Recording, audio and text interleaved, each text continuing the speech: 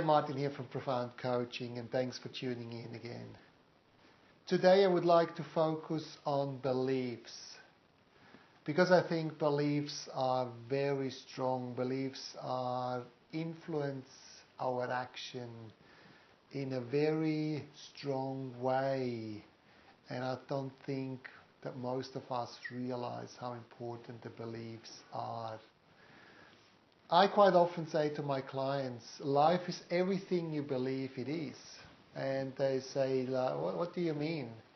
And I say, well, beliefs can be a blessing or a curse. But before we go in there, let's have a look at the description or the definition of beliefs. If you Google beliefs, quite often they are described as strong feelings of certainty about what something means to us. So there are a lot of emotions attached, and quite often we create beliefs on past experiences and the way we interpret them. So if that's the case, could we even say that beliefs are convenient assumptions? Because beliefs help us to file, to make sense of events, to put them in the filing cabinet and say, all right, now it all makes sense, I can move on to something else. And if you have beliefs that are supporting your outcome, please make sure you're aware of that and that you're utilizing those beliefs, which is the blessing. If you have beliefs that are holding you back because they have very strong negative emotion, then I recommend you challenging those beliefs. And quite often we just acknowledge them and we don't challenge them. Why? Because we have so strong emotions attached to it. And how dare somebody else comes along and challenges our beliefs. But the problem quite often, what I see with working with people, if we created beliefs 10, 20 years ago, and we are still holding on to the same beliefs, they can hold us back. Why? Because we are not that same person anymore than when we created those beliefs in the first place. At the time, I'm sure those beliefs were very convenient. That's why we created them. They may even kept us alive. They may helped us to overcome some negative experiences, whatever it might be. And of course, it can be also in the blessings where we created beliefs around something that really worked well. And we keep doing it because we're inspired, because we have a positive emotion towards it. So what I'm saying is, think about your beliefs. And if they don't nurture, support you in any ways, challenge them. Challenge them in the sense of, are they moving me away from what I want to achieve, or are they moving me towards what I want to achieve? And if they're moving you away from, why would you hold on to those beliefs? I'll give you an example. I recently worked with a beautiful person in Western Australia. And he said, I don't know what to do, but financially it seems I always get by. And I said, okay, I always get by, so tell me more about it. And he said, well, it's funny because I always just able to pay my bills. And I said, so what's happened if something unforeseen pops up? If something pops up, an extra bill for a car because the car broke down, something that you haven't seen, something breaks down, you have to replace. He said, it's funny because it seems I always find a way just to pay it off, even if something unforeseen happens. I looked at the identity, I looked at his beliefs, and I challenged him and said, all right, would you like to have more money? He said, absolutely. My goal is to earn more money, to be rich.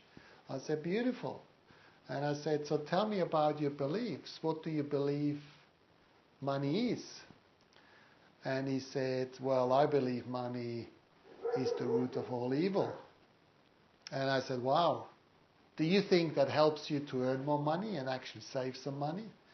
Tell me more about beliefs. And he started off, he said, money is really hard to get by. My father always had to work his finger to his bones. And he said, son, if you want to earn some money, you have to earn the money really hard. You have to give everything you have. You need to collapse on the couch to be worth the money. So I started to challenge him and I said, so tell me, how can money be the roots of all evil? And he's like, that's a good question. And I said, yes, it is, otherwise I wouldn't ask. Anyway, he said, well, because people who have a lot of money, they quite often manipulative.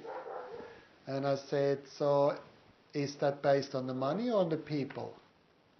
I said, I don't understand, how can money be evil? Money is just a piece of plastic here in Australia, or some coins. I don't understand, how can it be evil? And he was questioning, he's like, that's a good question. He said, do you think the money is evil or the person who uses it for evil? And he said, that's the person actually. So I started to challenge his beliefs, and his beliefs or limiting beliefs started to fade away. He was shattered because of the questions. And I said, do me a favor, tell me 10 things, tell me 10 values that are really important in your life. Tell me what you would like to achieve. And he listed 10 things. It took him a while. And I said, all right, let's get the next step and tell me which of those 10 values requires you to have money to achieve it. And he started off, a holiday with my family. I said, yes, I need a lot of money. Tick. Supporting my kids with education. Do you need money for that? Yes, need a lot of money for that. Tick. Out of his 10 values, I think he had 7 or 8 values that required him to have a lot of money. And I challenged him, I said, tell me again that money is the roots of all evil. And he's like, I get it. So he let go of his limiting beliefs, of the beliefs he created based on his negative emotions, based on his negative experience, based on the negative influence by his father. And the funny thing is, he starts to earn more money now. He changed his beliefs, because the last thing, if we looked at his value as well, is the last thing was being manipulative, being evil. His values are very much in making this world a better place. And as long as he told himself that money is the roots of all evils, there was a lot of self-sabotage to make sure he doesn't earn extra. Because of the unconscious thinking, no, I don't want to end up being manipulative, being evil. I hope that explains a bit how strong emotions can be and how much it can actually influence us in achieving the goal or limiting us to achieve the goal. So to wrap it up, do me a favor, take a few minutes and ask yourself, what beliefs do I have about life itself, about relationships, about money, about myself?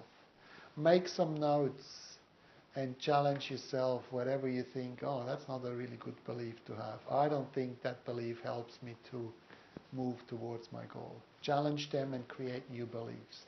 Beliefs that are empowering, beliefs that nurture you. Beliefs that you know that you can do it, that you can achieve your goals. Rather than believing it's hard, you say, it can be challenging, but I believe I can do it. Belief that support you, that position you in the best possible way to get your outcome. I hope this video again is of a lot of value. Please subscribe just below if you haven't done yet. And as always, be good, be awesome, and dare to make a difference. Not only in your life, but in the life of others. That's me, Martin from Profound Coaching. Have a wonderful day.